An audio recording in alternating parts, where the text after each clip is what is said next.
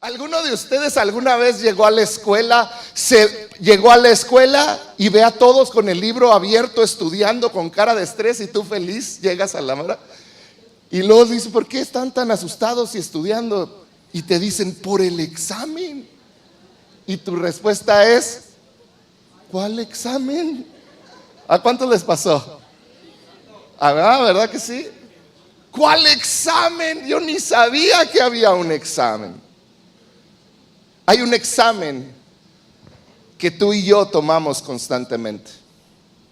Es un examen que Dios nos hace a ti y a mí cada vez que nos pagan. Y muchos de nosotros decimos, ¿cuál examen? Hoy te quiero hablar de cuál es ese examen que Dios nos hace cada vez que nos pagan. Ya sea si te pagan mensualmente, quincenalmente o semanalmente. Cada vez tú estás presentando un examen delante de Dios. Y la pregunta principal de ese examen es, ¿voy a ser agradecido con Dios por lo que me está dando en este cheque, en este salario, por lo que estoy recibiendo? ¿Voy a ser agradecido con Dios? Y la manera como presento ese examen es cuando yo decido, cuando recibo ese salario, es cuando yo decido qué voy a hacer con ese primer 10%. Fíjate lo que dije. Cada vez que yo decido qué voy a hacer con ese primer 10%, yo estoy presentando un examen con Dios. Porque la pregunta implícita que estoy contestando es, ¿a quién voy a adorar con mi salario? ¿A quién voy a adorar? ¿A quién le voy a dar gracias con mi salario? Y a veces nosotros luego nuestro primer porcentaje de salario lo utilizamos ya sea para pagar deudas o necesidades personales. El problema es que los dueños de la tarjeta de crédito, ya sea Visa o Mastercard, no tienen el poder para bendecirte. Solamente tienen el poder para cobrarte lo que les debes. Pero con Dios, cuando presentamos ese examen y lo hacemos de manera correcta, lo que le estamos diciendo, no me importa nada más, lo primero en mi vida eres tú y aparto lo que es tuyo. No estoy diciendo que no pagues las tarjetas de crédito. No estoy diciendo que no suplas tus necesidades.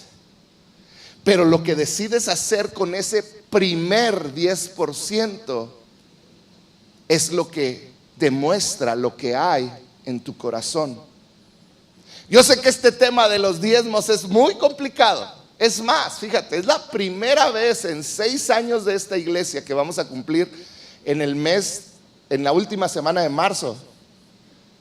Es la primera vez quizá que voy a hablar del diezmo en toda una plática. Hoy te quiero enseñar que los diezmos son bíblicos. Hoy te quiero enseñar que diezmar es bíblico. Quiero que vayas conmigo a Malaquías capítulo 3 versículos 6 al 12. Y unos pasajes que son poderosísimos. Malaquías es el libro antes de que empezara el Nuevo Testamento. Y yo a veces le he dicho a Dios, te hubieras esperado un capitulito más para que ya entrara en el Nuevo Testamento y así quitaríamos tanto conflicto de que si eso es del Antiguo o del Nuevo Testamento. Pero Dios dijo, no, está ahí porque yo ahí lo quiero.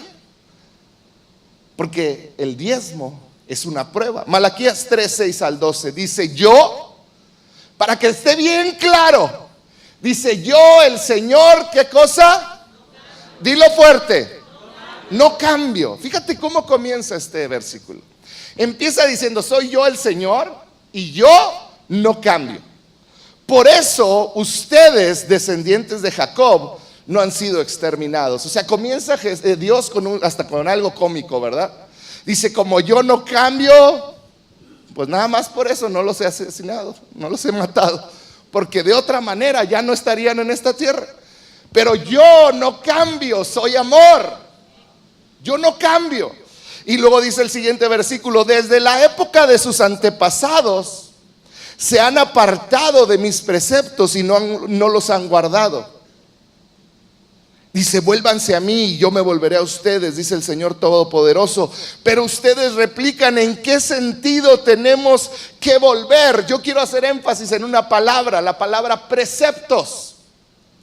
Cuando tú buscas en hebreo esta palabra que se utilizó, la palabra preceptos quiere decir principios básicos de comportamiento de un creyente. Cuando dice preceptos, dice, tú te has apartado de principios básicos de comportamiento de alguien que dice que ama a Jesús. Principios básicos, o sea, es lo más básico que un creyente debería de cumplir. Y dice, ¿en qué sentido? Dice el versículo 7 al final, tenemos que volvernos. O sea, ¿por qué dices que nos hemos apartado? Versículo 8. Dice Dios, ¿acaso roba el hombre a Dios? Ustedes me han robado. Y todavía preguntan, ¿en qué te robamos? En los diezmos y en las ofrendas. Ustedes, la nación entera, están bajo gran maldición, pues es a mí a quien han estado robando. Robo es cuando te quedas con algo que no es tuyo. Leíamos Salmo 24, es de Jehová es la tierra y su plenitud, el mundo y los que en él habitan. Ahora, Él nos ha hecho administradores, pero Él nos dijo, el 10% es mío.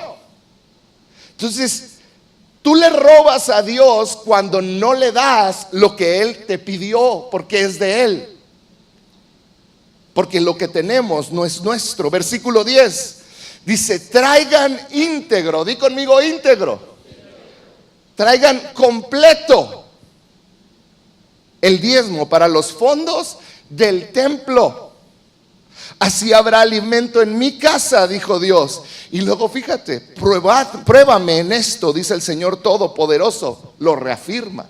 Dice, y vean, si no abro las compuertas de los cielos y derramo sobre ustedes bendición hasta que sobreabunde. Esto me impactó, porque quiere decir que en el cielo hay bendición súper acumulada, que nosotros tenemos la llave a una compuerta que se puede abrir, a esas compuertas. La otra versión dice ventanas, me gusta más compuertas, se oye grandote, ¿no?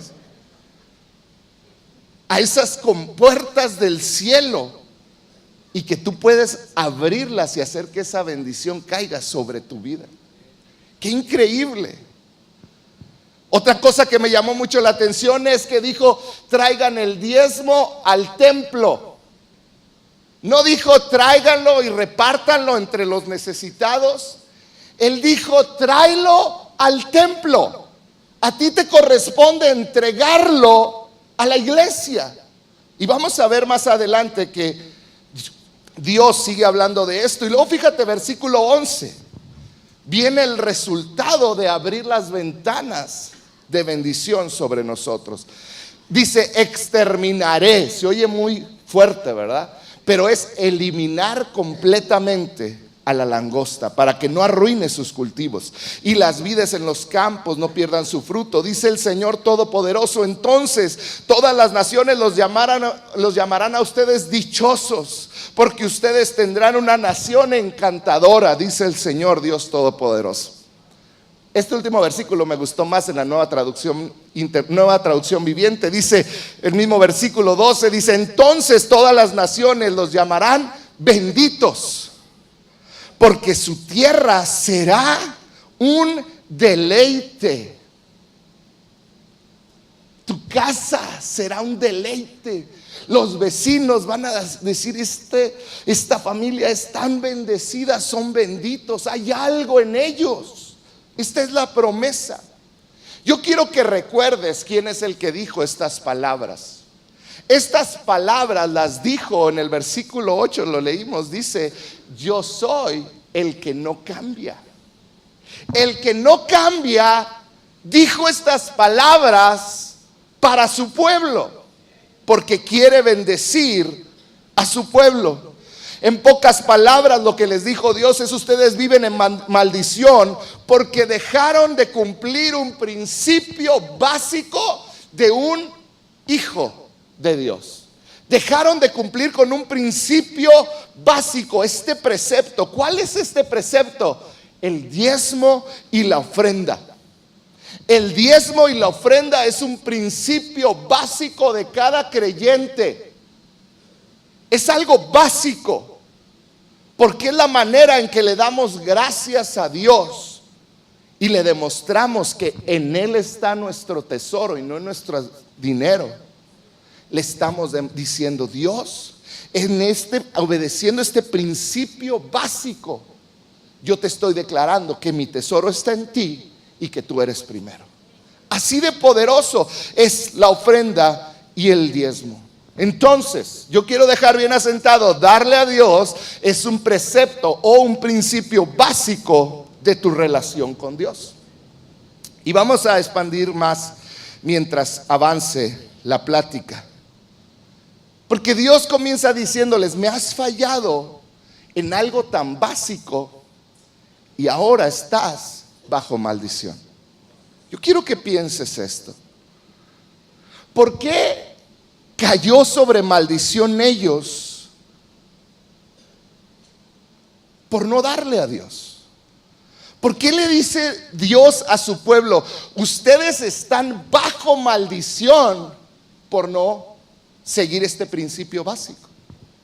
Muchos pueden alegar: no, es que un cristiano ya no puede estar bajo maldición porque por la cruz de Cristo. Y déjame te explico una cosa: eso se refiere a la salvación. Claro, somos salvos por la sangre de Cristo. Pero yo te quiero decir una cosa: si hoy en día tú vas y matas a alguien, ¿habrá una consecuencia en tu vida? Si vas y le robas a alguien, ¿habrá una consecuencia en nuestra vida? No podemos engañarnos pensando: no, es que yo no puedo estar bajo maldición porque ya estoy bajo la gracia de Cristo. Claro, tu salvación está asegurada si aceptaste a Cristo en tu corazón, pero tu comportamiento diario va a determinar si vives en maldición o maldición. Si tú matas, si tú robas, hay una maldición sobre tu vida. Y eso es algo que no podemos negar. Hasta nuestras leyes nos lo dicen. Si tú robas, hay un castigo. Si tú matas, hay un castigo. Una maldición es una consecuencia a causa de no haber hecho algo correcto. Eso es una maldición, es una consecuencia. Muchos me pueden decir: pero acabas de leer, de Jehová es la tierra y su plenitud, de Él es todo, aún nosotros. Sí. ¿Cómo le vamos a poder robar a Dios si todo es de Él? Nomás no se lo doy, me lo quedo prestado. El problema es que Dios nos hizo a ti y a mí administradores de sus riquezas. Y es algo que tenemos que entender. La vez pasada lo traté de explicar. Si no estuviste aquí, vela, entra a nuestra página amoryverdad.mx y vas a encontrar ahí una explicación de lo que es ser generoso y cómo todo es de Él, que te va a ayudar a ser generoso. Pero si todo es de Él, ¿cómo es que yo le tengo que dar? Él te hizo a ti administrador y te permite quedarte con el 90% y te dice: el 10% me pertenece. Así dice la Biblia. ¿Qué quiere decir? Que si no le das a Él ese 10% que no es tuyo, es de Él, estás robando. Y el robo, como consecuencia del robo, es la maldición sobre tu vida, sobre tu economía. No es algo que a mí se me ocurrió, no es algo que yo aquí estoy diciendo, es algo que dice la palabra de Dios. Es algo que dice la Biblia. Me han robado. Qué dura acusación. Cuando te quedas con algo que no te pertenece, estás robando y traes maldición a tu vida. Esto aplica, claro, con Dios y lo que Él te da, pero también aplica en cada área de tu vida. Si te estás quedando con algo que no es tuyo, es robo y traes maldición a tu vida. Es algo tan poderoso para Dios el diezmo, que en Josué 6 y 7 el pueblo de Dios llevó diezmo Y Dios les dijo, no llevó, perdón, en Josué 6 y 7, el pueblo de Dios no llevó el diezmo de algo que obtuvieron. Y Dios mismo les vuelve a decir, ustedes, toda la nación me ha robado, porque no llevó el diezmo de lo que les di. Para Dios, el diezmo es algo muy personal. Sé que esto puede parecer duro, pero te voy a decir algo, no son mis palabras. Es un principio que Dios estableció, es un principio básico de cada creyente que Dios estableció. Hoy en día, muchos seguidores de Jesús, y esto es muy triste, están viviendo bajo maldición por robarle a Dios. Hoy en día muchos están diciendo, Dios, ¿por qué no me prosperas? Pero ellos mismos han cerrado las compuertas de bendición sobre sus vidas. Y no nomás las han cerrado, sino que están robándole a Dios y viven bajo maldición. Y esto es muy duro y poderoso, porque Dios no quiere que vivas así. En pocas palabras, Dios lo que estaba diciendo, ustedes voluntariamente se han puesto la maldición sobre ustedes, cuando yo lo que quiero es que vivan en abundancia. Yo quiero que vivan en bendición. Ahora, ¿por qué Dios instituyó como un principio básico el diezmo? La semana pasada veíamos que Jesús mismo fue el que dijo, donde está tu tesoro, el corazón le sigue al tesoro. Pero ¿por qué? Vamos a tratar de ahondar un poquito más en cuanto al diezmo. ¿Por qué Dios puso como un principio básico el diezmo? Número 1, ¿estás listo? Vamos a ver 3 puntos. El diezmo, ya lo veíamos ahorita hace rato, es un examen. Di conmigo, es un examen.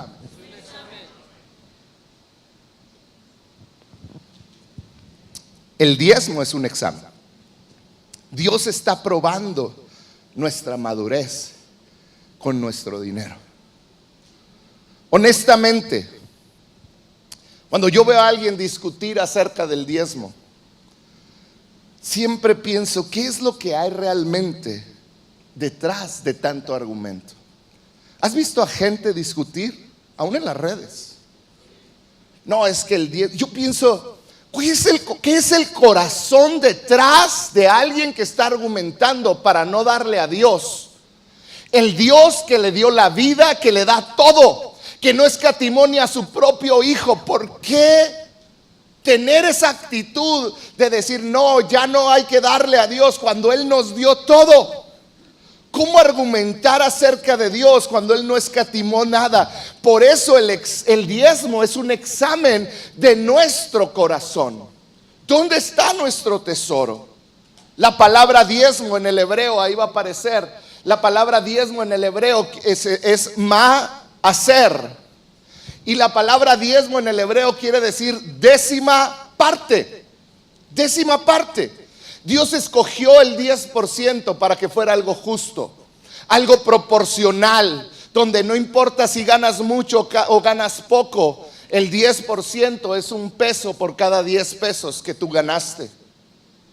Es algo justo, es algo que no te deja. ¿Y por qué Él hubiera podido pedir el 50% y probar más nuestra fe? Pero Él decide, dame el 10 y quédate con el 90%. Creo que Dios escogió el 10%, porque en la Biblia cada vez que vemos el número 10 representa un examen, una prueba. Te voy a poner algunos ejemplos. Yo voy a decir un ejemplo y tú me dices la respuesta. ¿Está bien? ¿Sí? ¿Estamos? Ok. ¿Cuántas plagas hubo en Egipto? ¿Cuántas? A ver, todos fuerte. ¿Cuántas plagas hubo en Egipto? Si lo ponemos de otra manera, ¿cuántas veces probó Dios el corazón de Faraón? 10 veces, muy bien. ¿Cuántos mandamientos hay? 10. Se fijan como que hay un patrón, ¿sí? Las siguientes preguntas a lo mejor no te las sabes, pero te voy a dar ahí un tip. Ya hay un patrón, ¿ok? En Números 14, ¿cuántas veces Dios probó a Israel en el desierto? ¿Cuántas? 10, muy bien. ¿Cuántos días fue probado Daniel? Muy bien. ¿Cuántas vírgenes fueron probadas en Mateo 25? Muy bien. ¿Cuántos días de prueba son mencionados en Apocalipsis? ¿Cuántos apóstoles tenía Jesús? 10, 12. ¿Qué pasó? Era nomás una pruebita.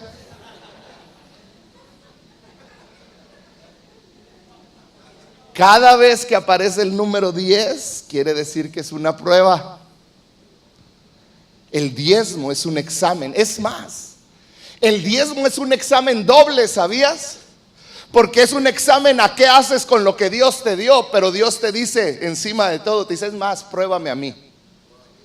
No nomás es una prueba para ti, es una prueba. Dios dice, ahora pruébame tú a mí. Dame y verás cómo yo te bendigo, cómo yo abro las compuertas de los cielos y derramo bendición. Y fíjate, algo que encontré que me impactó mucho es que esta palabra pruébame en el hebreo original era la palabra que se utilizaba cuando analizaban un metal valioso como el oro para ver la pureza de ese metal.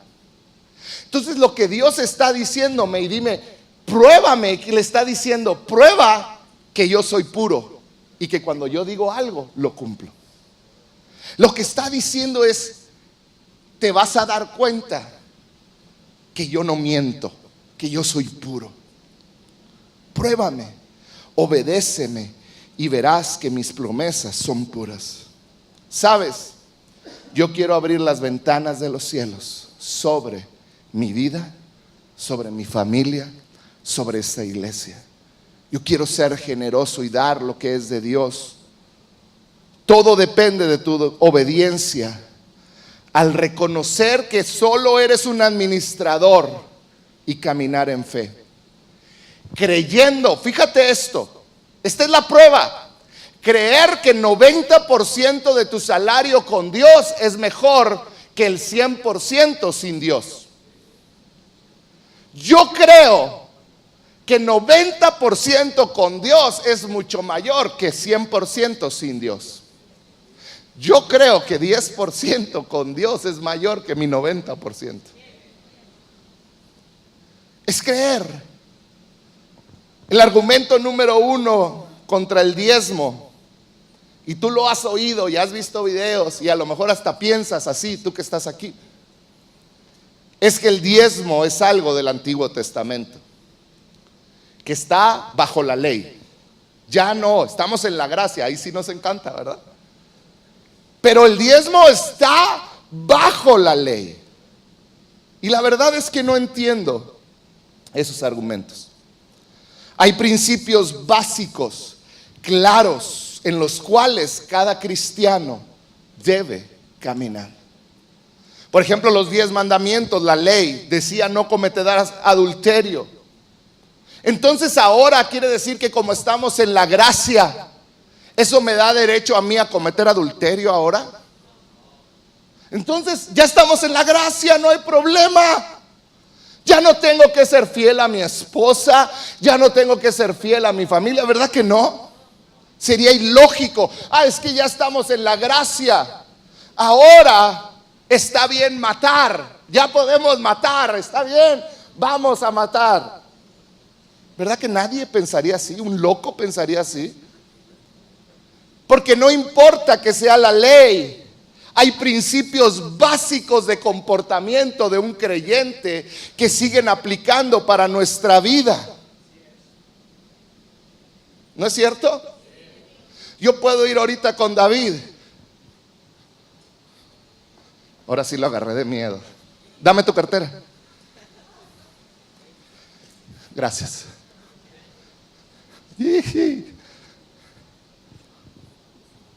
Y si trae dinero, por eso no le avisé. Al cabo estamos bajo la gracia. Ya me la quedo, ¿no? Nadie me puede decir nada. ¿Estamos de acuerdo? Si yo me la quedo, ¿qué es? Robar. Pero no, eso está bajo la ley. Ustedes están mal. Eso es la ley. No, ya estamos bajo la gracia. Yo me puedo quedar con esto. ¿Sí? Está bien, David. Nomás le saqué un billete.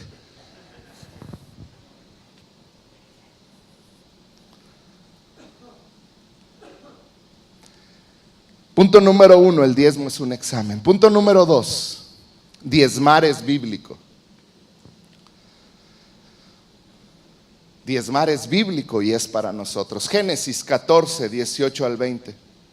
Y Melquisedec, rey de Salem. Salem quiere decir rey, paz. Melquisedec se cree que es un tipo de Jesús o Jesús mismo. Dice Melquisedec, rey de paz y sacerdote del Dios Altísimo, le llevó pan y vino a Abraham. Melquisedec bendijo a Abraham con la siguiente bendición: bendito sea Abraham por Dios Altísimo, creador de los cielos y la tierra, y bendito sea Dios Altísimo que derrotó a tus enemigos por ti. Luego, fíjate lo que hizo Abraham, de lo que había recibido del mismo Melquisedec. Abraham dio a Melquisedec una 10ª de todos los bienes que había recuperado. ¿Cuánto dio? 10%. Ahora, lo increíble es que este diezmo de Abraham ocurrió 500 años antes de la ley. 500 años. Abraham todavía tenía que tener de hijo a Isaac. Isaac tenía que tener a Jacob, y Jacob a las tribus donde recibieron después de más de 400 años la ley. Entonces, más de 500 antes fue el primer diezmo en agradecimiento a Dios.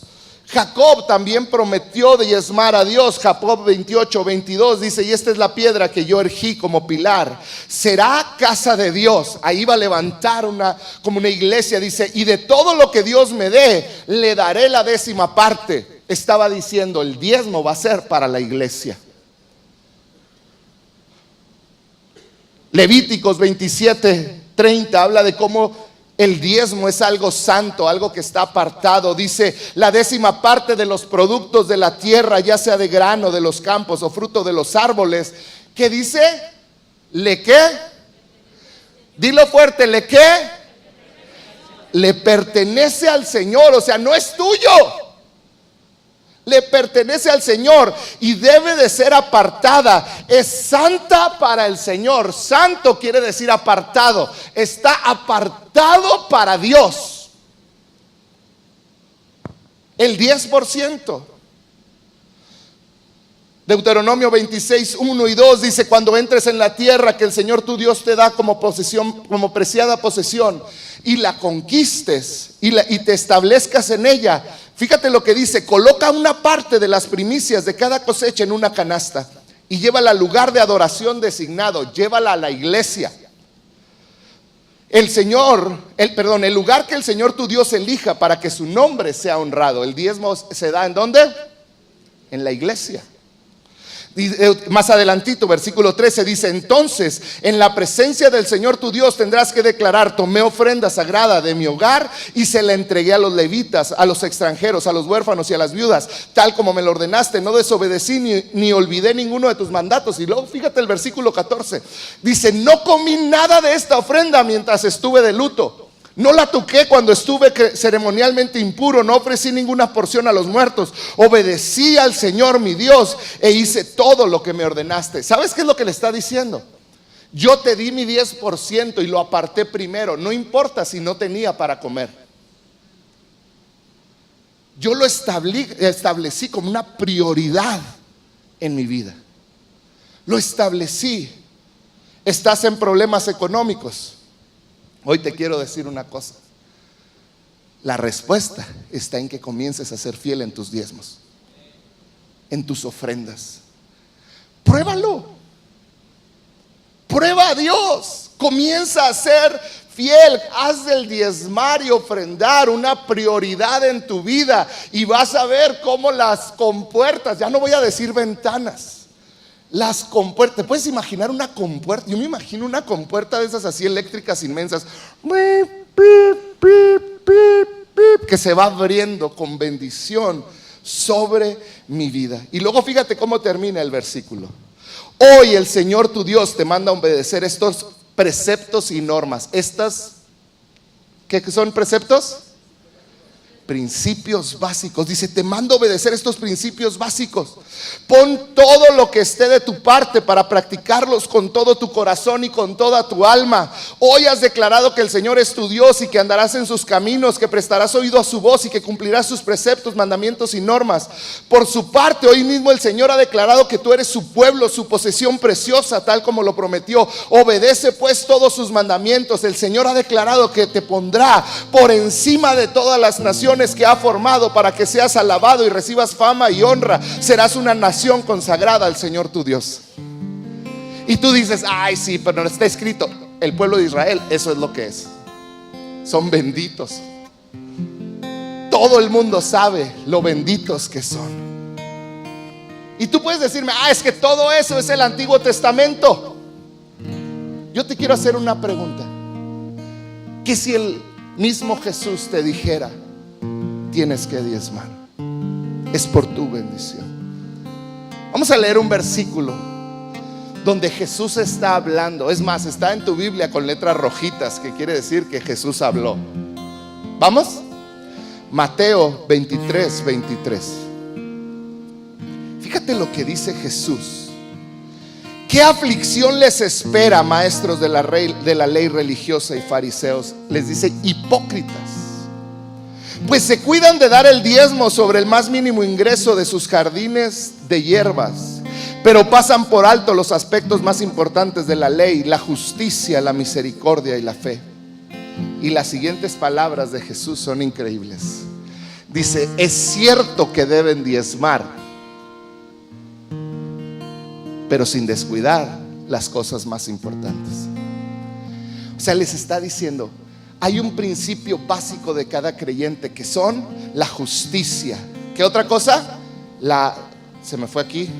La justicia, la misericordia y la fe. Son otros preceptos, otros principios básicos que no debemos de olvidar. Dice, sí deben diezmar, ¿no dijo Jesús? Es cierto que deben diezmar. Jesús no dijo, no, ya no deben de diezmar, eso estaba bajo la ley. Jesús dijo, deben de diezmar, porque es un principio básico. Pero no olviden la justicia, la fe, la misericordia. Hebreos 7:8 dice, y aquí ciertamente reciben los diezmos hombres mortales. Aquí reciben diezmos gente mortal, pero ahí dice, uno de quien da testimonio de que vive. ¿Qué es lo que está diciendo Hebreos? Aquí puede ser que des a alguien mortal tu diezmo, y aquí lo está recibiendo un hombre, pero tu diezmo también lo está recibiendo uno que vive y vive para siempre. En otras palabras, tu diezmo tiene resonancia eterna. Resonancia eterna. Y llego al tercer punto rápido. Diezmar es una bendición. Di conmigo, es una bendición. Te platico el contexto. Segunda de Crónicas 31. El rey Ezequías, rey de Israel, está en problemas porque toda la nación está en pobreza. Están en pobreza, no les alcanza, vienen sus enemigos en su contra. Y Ezequías como rey se pone a leer para conocer de ese Dios del Israel. Y se da cuenta que está el pueblo bajo maldiciones. En segunda de Crónicas 31:4. Entonces Ezequías dice en el versículo 3 que él empezó a dar a la iglesia, al templo. Y dice, exigió al pueblo, dice el versículo 4 de Jerusalén, que llevara una parte de sus bienes a los sacerdotes y levitas para que ellos pudieran dedicarse por completo al Señor. En otras palabras, ¿tengo tu atención? Ezequías entendió, estamos bajo maldición porque no estamos dando nuestros diezmos a la casa de Dios. Y él les empezó a decir, necesitamos salir de esta maldición. Un rey sabio dirigido por Dios. Y les dijo, empiecen a llevar y a dar a los levitas, a la iglesia, para que para que haya alimento en mi casa. ¿Se acuerdan? Malaquías 3. Para que haya alimento en mi casa. Yo hoy te quiero hacer una pregunta. Y no te quiero ofender. ¿Disfrutas la comida espiritual que te dan aquí? Yo hoy te quiero decir una cosa. Alguien pagó por ella. Hay gente aquí que ha sembrado sus finanzas y que han sido generosos y que hoy nos permiten tener una calefacción mientras otras iglesias tienen frío. Nos permiten tener unas sillas cómodas en las que estás sentado. Nos permiten tener iluminación. ¿Estuvieron aquí cuando se nos fue la luz un domingo y no sirvieron las luces? ¿Sabes por qué? Porque cada foquito de esos cuesta mucho dinero. Y hay un control y hay cables. ¿Y sabes qué? Que tú puedas disfrutar de todo esto le costó a algunas personas. Invirtieron, dieron en la casa del Señor. La comodidad y los aires que tienen tus hijos y calefacción en los salones, el área segura que tenemos, los baños, cada cosa alguien lo pagó. Dios lo utilizó a alguien para que pagara la luz que pagamos, y pagamos mucha luz, porque todo esto cuesta. Esa batería alguien invirtió. Se nos echó este aparatito que está aquí, ahorita lo tenemos prestado, alguien lo invirtió. Esta bocina también no es de ahí porque alguien invirtió. Pero luego es muy fácil decir: es que yo no quiero dar a la iglesia, mejor yo lo reparto. Tú no tienes idea todo lo que cuesta esto, y alguien lo pagó. Gente fiel en sus diezmos que decidieron darle al Señor. Leí esta ilustración en el libro que estoy leyendo. ¿Cuántos de aquí les gusta ir a restaurantes? Levanten la mano. No digo que vas, pero te gusta, ¿no? ¿Alguien de aquí ha ido a un restaurante, come riquísimo, se levanta y se va sin pagar? ¿Verdad que no? A la cárcel, ¿verdad? Maldición sobre tu vida y a ver qué te hacen. Pues es muy triste que en las iglesias hay cristianos que comen cada domingo y se van sin darle al Señor. Y se enojan cuando alguien se para aquí y habla de dar al Señor. ¿Sabes? No te digo esto porque Amor y Verdad tenga necesidad. No tenemos necesidad. Hay un pueblo que Dios ha levantado fiel en los diezmos y que son muy bendecidos. Y yo he visto cómo de un ingreso de 6,000 ahora ganan más de $1,000 en 4 años. Yo lo he visto en más de uno. Es por tu bien.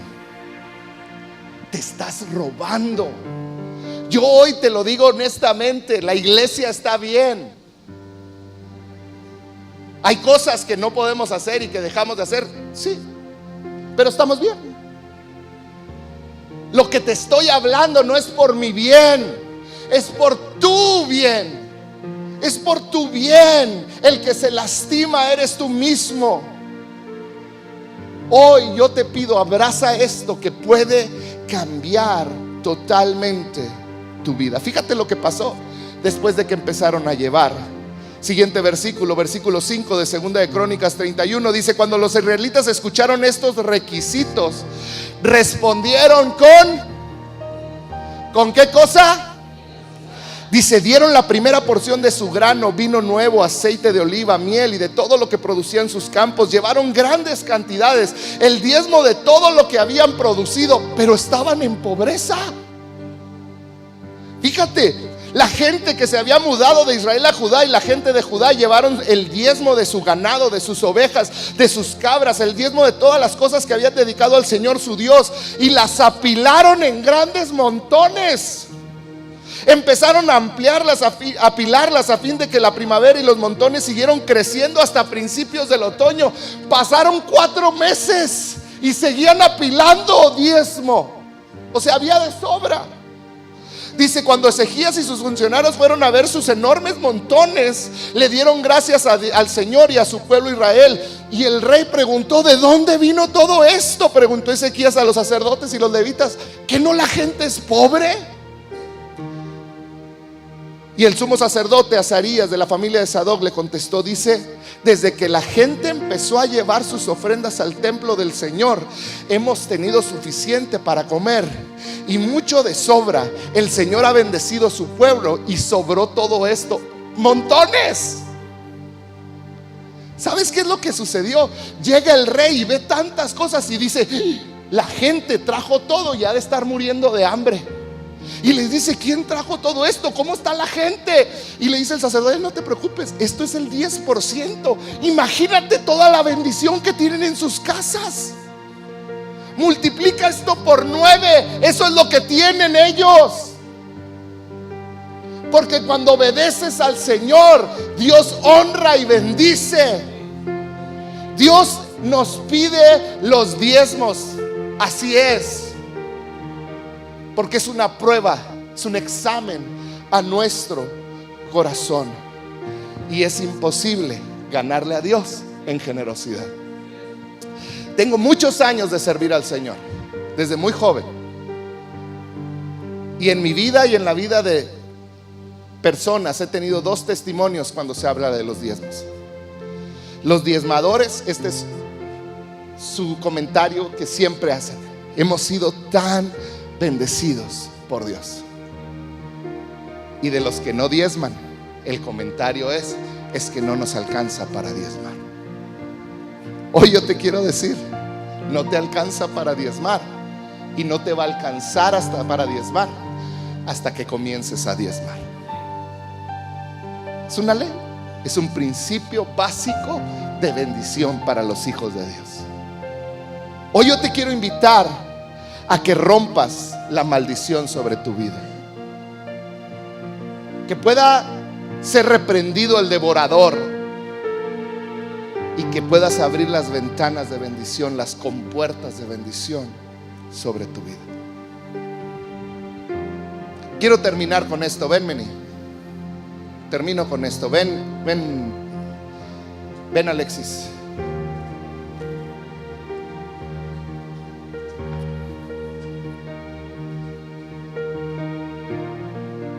Vamos a decir algo. Yo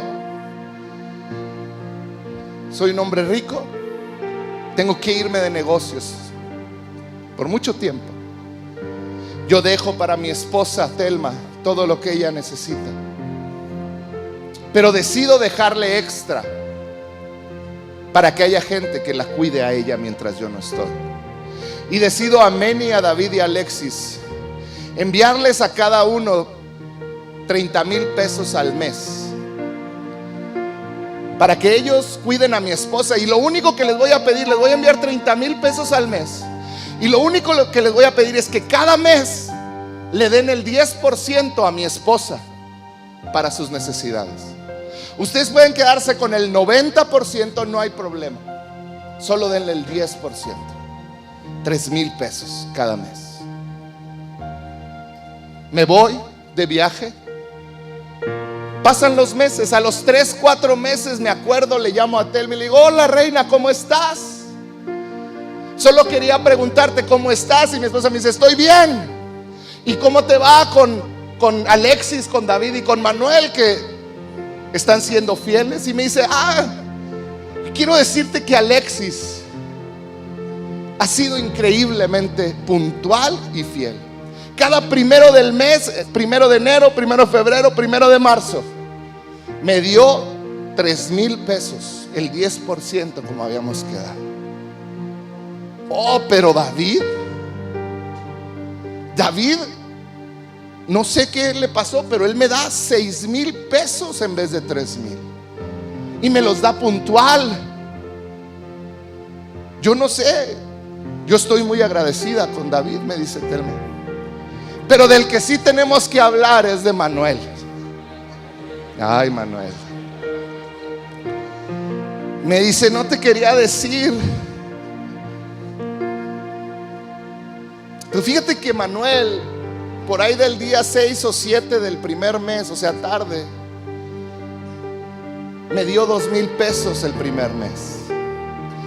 Y el segundo mes, a mediados del mes, me dio 500 pesos. Y este último mes ya no lo vi. ¿Le has estado enviando tus 3,000 pesos? Tus 30,000 pesos. ¿Cómo crees que eso me va a hacer sentir a mí?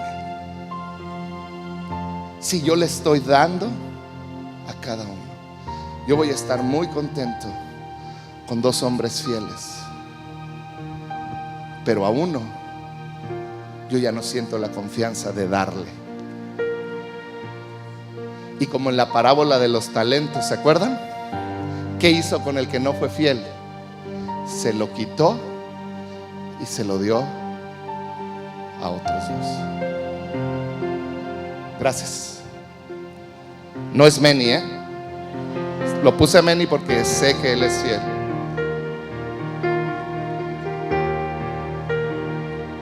Hoy quiero que entiendas esto y voy terminando con esto. Jesús dijo: me iré por un tiempo, pero regresaré. Pero mientras no estoy, te encargo a mi novia. ¿Su novia es quién? La iglesia. Y él dijo: te la encargo. Te encargo a mi novia, a la iglesia de Cristo. Por eso al principio te dije, el diezmo es algo más personal para Dios de lo que te imaginas. Porque así como yo me sentiría que le estoy dando a 3 hombres si uno no está siendo fiel para cuidar a lo que amo profundamente. Efesios dice cuánto ama a la iglesia. Y no estoy siendo fiel. Es algo muy personal para Jesús. Hoy yo te quiero invitar a ser fiel a Dios. No te quiero que te sientas mal, porque mira, yo también en una temporada de mi vida batallé para diezmar. Batallé para vencer mi egoísmo, para decir no la voy a hacer. Yo también batallé y hubo tiempo que dejé de diezmar y me avergüenzo. Es más, no me avergüenzo, me doy de topes contra la pared, porque fue cuando más me endeudé, fue cuando más mal económicamente estuve. Yo no quiero que hoy te sientas condenado si no estás diezmando y no estás haciéndolo. Hoy es una nueva oportunidad de romper la maldición y comenzar a ser fiel a Dios. Hoy es la oportunidad. Hoy es la oportunidad de pasar ese examen. Yo te quiero invitar a que no por condenación, pero por convicción, hoy tomes la decisión por convicción de ser fiel a Dios y esperar en Él, de obedecerle a Dios. Hoy haz un compromiso de manejar tus finanzas a su manera. Hoy haz un compromiso de que nunca más vas a robarle a Dios, porque hoy tú puedes romper esa maldición. Tú hoy puedes romper esa maldición. En Malaquías Dios le estaba diciendo al profeta, porque quería que el pueblo de Israel rompiera la maldición. En Segunda de Crónicas con Ezequías, cómo rompieron la maldición de la pobreza, dando lo que a Dios le correspondía. Así que yo hoy no quiero que te sientas culpable, porque todos quizá hemos pasado por ese conflicto. Pero yo hoy te quiero decir, hoy es un día en el que tú puedes empezar a pasar tu examen y tú mismo probar a Dios y decirle: órale pues Dios, vamos a darle. Yo te creo. Yo te creo. ¿Por qué no cierras un momento tus ojos?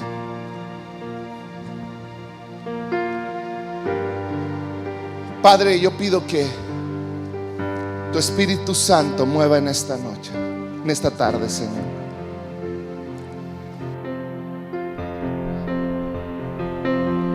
Señor, a cada hombre, cada mujer aquí, Señor, que tu palabra traiga vida. Ahí donde estás, no te voy a pedir que levantes la mano, no te voy a pedir nada más, pero esto es algo entre tú y Dios. Si tú el día de hoy quieres hacer el compromiso con Dios de obedecerle en cuanto a tus finanzas, ahí donde estás, dile: Señor, perdóname porque no te he obedecido, pero hoy decido comenzar a ser fiel. Haz un compromiso con Dios. Yo no quiero que salgas de aquí condenado, yo quiero que salgas inspirado a lo que va a ser tu vida cuando comiences a caminar en obediencia a Dios. Padre, rompe toda maldición. Dios, no queremos robarte lo que te pertenece. Hoy rompemos toda maldición sobre cada hogar. Y no la rompemos con palabras o palabrerías, Señor. Hoy la rompemos, Señor, caminando en obediencia, Señor, dándote a ti.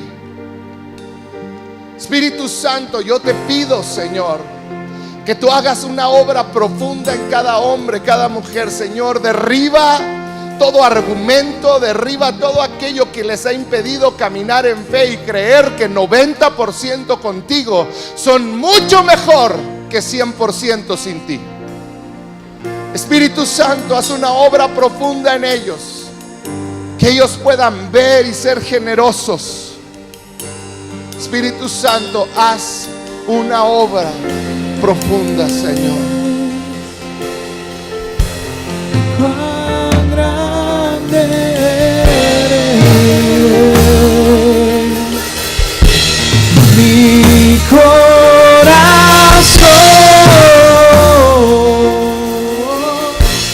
te adora.